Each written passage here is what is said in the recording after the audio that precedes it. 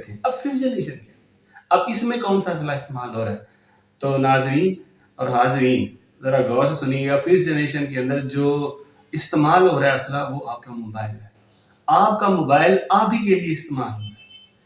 ये एक ऐसा जिसे कहते हैं कि हथियार है जो इंसानों की सोच चेंज कर रहा है। तो फिफ्थ जनरेशन के अंदर लड़ाई मोबाइल के जरिए हो रही है। अपनी सोच को इम्प्लीमेंट करने के लिए लोग मोबाइल का इस्तेमाल कर रहे हैं। अब सोच रहे होंगे कैसे कर रहे होंगे, तो डिफरेंट सोशल नेटवर्किंग की वेबसाइट जिसमें फेसबुक, ट्विटर है, ईमो है, तो डिफरेंट किस्म की जो साइट्स हैं इसको यूज करके लोगों के ज़हन साजी की जाती है। और बेसिक इसका मकसद ये होता है कि आप इसके के जरिए जो आपके मकसद है वो हासिल कर लीजिए, चाहे गलत। और बेसिकली ये जो फिफ्थ जनरेशन है एक्चुअली डिसइंफॉर्मेशन है, यानी डिसइंफॉर्मेशन करनी है, आपने प्रोपोगंडा करना है, आपने कंपेन चलानी है अपने मजमूम मकासद के लिए, और एक रियलिटी को आपने झूठ साबित कर देना है। इतना झूठ बोलना है, इतना झूठ बोलना है कि जो आपका सच है, जो किसी के जो सच है वो भी किसी को पता ना चले कि सच है क्या। तो ये है फिफ्थ जनरेशन।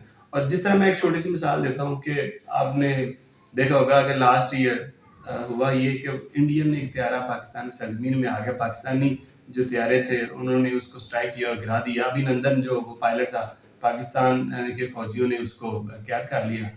अब देखें, पाकिस्तान में एंटर हुए, पाकिस्तानी फौज ने गिराया। अब वो अभिनंदन पाकिस्तान से जिसे कहते हैं इंडिया में वापस गया, लेकिन अगर आप किसी इंडियन से पूछें तो वो उसे कहेंगे कि यार ये तो हमारा इसने बड़ा काम किया। अब उनकी जो कौम है, जो इंडियन है, उसको ये बताया जा रहा है, ये बयानी उधर बयान किया गया है कि इसने बड़ी बहादुरी से वहां मुकाबला किया। अब देखिए उस साइड पे एक बंदे को क्या समझ रहे हैं और हम ये समझ रहे हैं कि हमने उसको क्या बना लो, और रियलिटी भी यही है। अब एक ही बंदा दो मुख्तलिफ उसके बारे में नैरेटिव है। तो ये कैसे हो रहा है? ये सारे का सारा फिफ्थ जनरेशन वारफेयर है। हर मुल्क लाखों करोड़ों अरबों डॉलर्स अपनी जिसे कहते हैं फिफ्थ जनरेशन पे जिसे कहते हैं खर्च कर रहे हैं। इवन पाकिस्तान के अंदर भी मुख्तलिफ पार्टीज फिफ्थ जनरेशन वारफेयर के जरिए अपने बयानिए को इम्प्लीमेंट कर रही है, ठीक है, ताकि उनका जो सोच है वो इम्प्लीमेंट हो सके।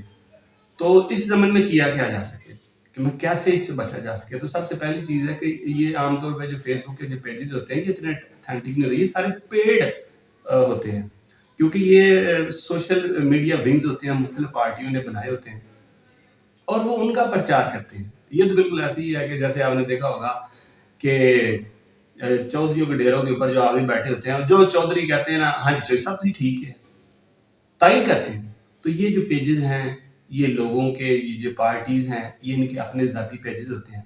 तो कोशिश ये करनी चाहिए कि ऐसे जो पेजेस जो किसी पार्टी से एफिलिएटेड हों उसको लाइक नहीं करना चाहिए। उसकी इंफॉर्मेशन टोटली डिसइंफॉर्मेशन होती है, ठीक है। वो कभी भी आपको जिसे कहते हैं पानी का जो गिलास आधा भरा हुआ ये नहीं बताएंगे, वो आपको यही बताएंगे जो वो चाहते हैं। वो कहेंगे पानी का आधा गिलास खाली। तो इस जमन के अंदर अगर आप अपने बच्चों को, खुद को फिफ्थ जनरेशन के वार से बचाना चाहते हैं तो ये जो हथियार जो मोबाइल है इसका सोच समझ के इस्तेमाल करें, क्योंकि इसका जो कंटेंट है वो कोई भी फिल्टर होके नहीं आता। जिस बंदे का जो मकसद होता है, जैसा वो चाहता है उसको अपलोड कर देता है। तो उम्मीद रखता हूँ मैं कि आपको ये आज का टॉपिक पसंद आया होगा और आप भी इस चीज़ का अदराक कर सकेंगे कि आपके इर्द गिर्द क्या हो रहा है। क्या हम भी कहीं फिफ्थ जनरेशन वारफेयर के शिकार तो नहीं? तो कोशिश करें कि अल्लाह ताला से दुआ करनी चाहिए कि अल्लाह ताला हमारे मुल्क को महफूज रखे और इस फिफ्थ जनरेशन वारफेयर से बचाए। किसी भी मालूमात के गलत होने के बारे में अगर हम अल्लाह के नबी सल्लल्लाहु अलैहि वसल्लम की एक हदीस याद कर लें कि किसी भी बात के लिए गलत होने के लिए, झूठ होने के लिए इतना ही काफ़ी है कि आप सुने और उसको आगे फैला दें।